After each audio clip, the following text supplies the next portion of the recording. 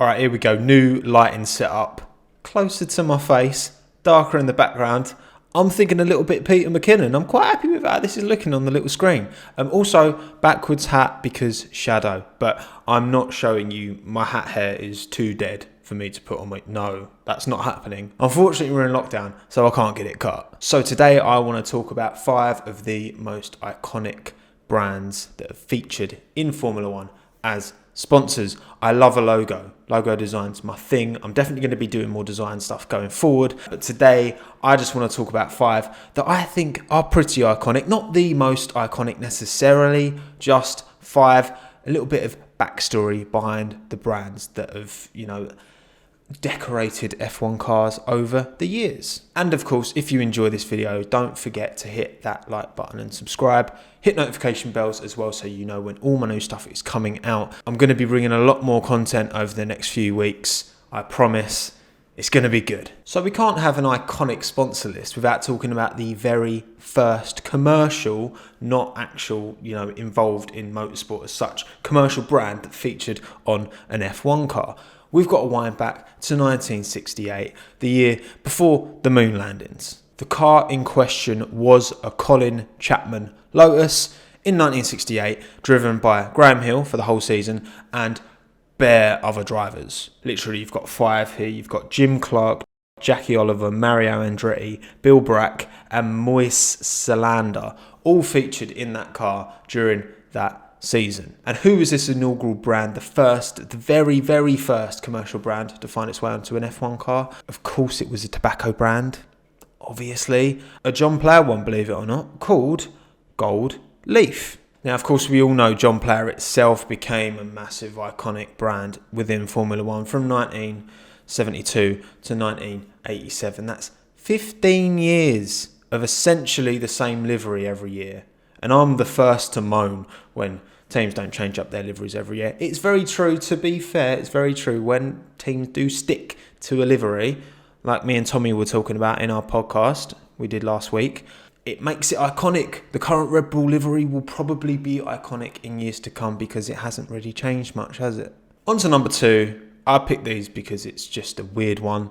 We've got Durex. Yes, Durex. If you're older than 15, 16, you should know who these guys are. And if you are, active in the bedroom, then you should definitely know who these are because, you should always be protected. You don't want to go giving yourself kids when you're too young, you know what I mean? Durex featured on an F1 car in 1976. The British brand, the British condom brand, was founded in 1915 as the British Rubber Company and sponsored the Surtees F1 car in 1976. It also stuck around for 77, but 96 it was front and centre. It was pretty much the only logo on the car. I mean, imagine, seeing that in the rearview mirror and getting rear-ended by it. It's a whole new meaning, but to being rear-ended by a Durex. Unfortunately, the Surtees team didn't fare that well. They finished 10th out of 13 teams, with Ferrari winning the championship for once. Third brand on this list, we've got to talk about Camel, another iconic tobacco brand. But, Marlboro seems to always take the plaudits. But Camel deserves a little bit of recognition. Founded in 1913 in the United States of America. These guys and girls are responsible for some of the most beautiful F1 cars of all time, if you ask me. You've got the 1990 Lotus, the 91 Benetton, and the 1993 Williams, all with a fat lick of that camel yellow. And I didn't actually realise before I made this video and looked into it, that 1990 Lotus with the camel branding, I legitimately think that is the most beautiful Formula One car of all time. The livery bangs, it's super simple, just the yellow with the hits of the navy camel. And the shape of the car, the look of it is just sick. I love it.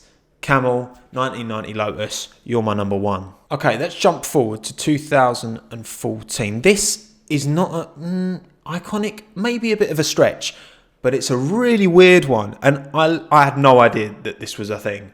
And I watched Formula 1 in 2014. I had no idea that this was a thing. We know the cars were fugly in that year. We know this was the year of the dodgy noses, and none were uglier, if you ask me, than the Caterham. I mean, not only was it a dead car that finished stone dead last in the championship, but the front end looked like a cricket bat. You look at it, it does, it just does. Now, fortunately, by the end of the season, they had fixed the nose. It didn't look quite as horrific as before. I actually think it looked quite nice by the end of the season, to be fair.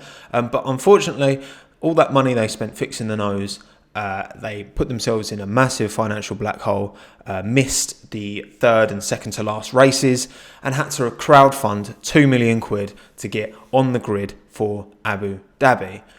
But fortunately, the Oxfordshire-based team managed to get donations from far and wide, and one of the brands that sponsored, this is mad, the Windmill Inn. It's literally a little pub in West Sussex, just a standard pub, managed to feature the owner donated to the crowdfund, and it was on I can't comprehend. The Windmill Inn had its logo on the Caterham for that race.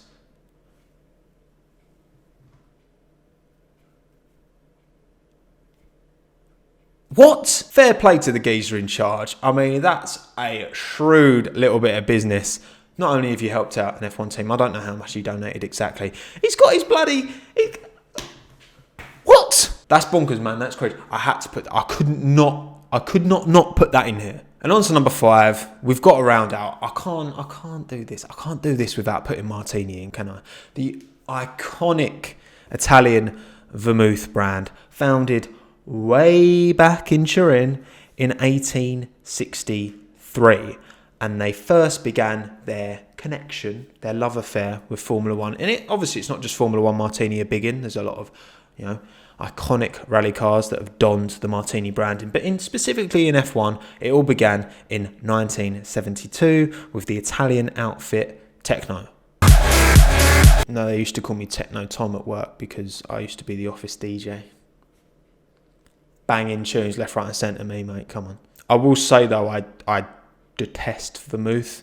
I tried it once a few years ago and I thought I was going to die. Between 1975 and 1979, they were rife in the F1 paddock, sponsoring the Brabham and Lotus cars along the way, before pulling out and then finally returning. The green light came, Martini returned to F1. It was I remember when this was announced and thinking, yes! 2015, Martini returned on the Williams. Unfortunately, it only lasted till 2018 because Williams dropped the bomb and were delivering dead results, which is such a shame because that car went from the best livery, if you ask me, in 2018 to the second worst of this of the decade, if you ask me. See my previous video for details. With one as well, they also made a very brief appearance in 2006 on the Ferrari without the historic kind of ownership of the livery, just with a little Martini logo on the nose. Just, there you go. Have some of that. So there you go. There's 5 of what I deem to be the most iconic brands in Formula One over its history since commercialisation started in 1968. I hope you learned a little bit watching this, and let me know down below who you think are the most iconic brands, or do you want to see me do another 5, because there's plenty more than enough to choose from. So hit the like button if you want to see more of this video and just more of me generally. And just to reiterate, I'm not saying these are the most iconic, just iconic, okay? Don't get angry if your favourite isn't on here, because I will clap back at you in the comments. So thank you very much as ever for watching. Please don't forget to drop a like, subscribe and hit the notification bell on this video. Follow me on Twitter, join my Discord. All the links are down in the description below. I would very, very much appreciate your love and support. My name's been Tommo. This is the Tommo F1 YouTube channel. Thanks again. Have a good one.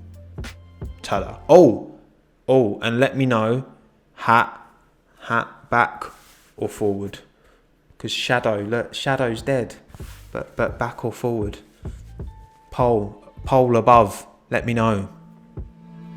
Bye.